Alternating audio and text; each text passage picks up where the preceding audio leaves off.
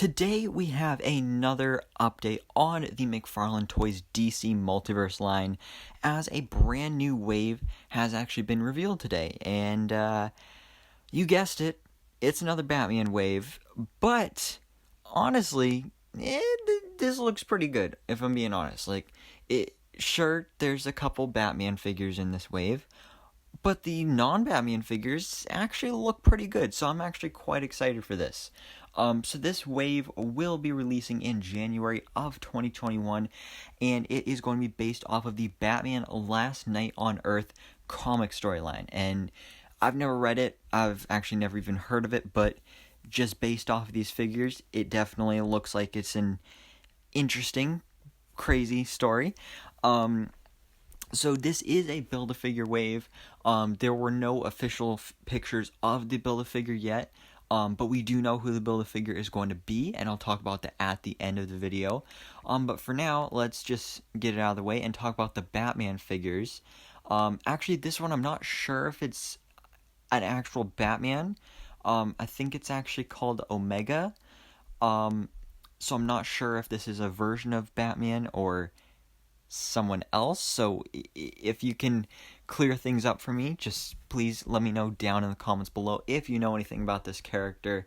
But he definitely looks cool. Definitely reminds me of Batman Beyond. I thought it was Batman Beyond when I first saw this, but no, it's not.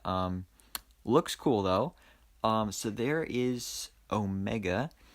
Then we have the regular Batman for the wave. Definitely an interesting take on Batman.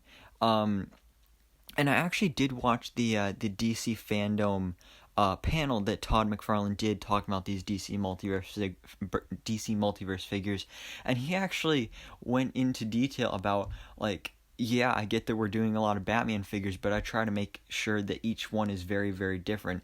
And I mean, that's a good point. Like, almost every figure in this line so far from this year is a Batman figure, and that kind of sucks. But if we're being honest, they are all completely different. Like, this is a very, very different Batman figure than we've ever gotten. But definitely a very cool looking Batman figure.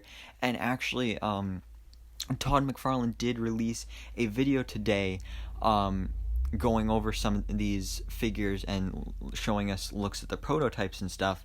And he actually did confirm one of the accessories, which is going to be the Joker's severed head. Which apparently was a thing. So it looks like Batman literally carried around the Joker's severed head in like this lantern container type case. So that's a really cool accessory that I can't wait to see what it looks like in color. But for now, it looks pretty good so far. Now next up we have Wonder Woman. And yeah, so if you've ever wanted to have a Mohawk Wonder Woman in your collection, now's your chance. I think it looks a little weird, but I mean, that's how it looked in the comics, so that's pretty cool. And also there's an alternate accessory of, I think it's a helmet piece there, so that is cool as well. But now on to the final figure in the Build-A-Figure wave, which at first I couldn't tell who it was, but this is actually Scarecrow, which is interesting. It's an interesting design for the character. I can't say I necessarily like the design, but this is it.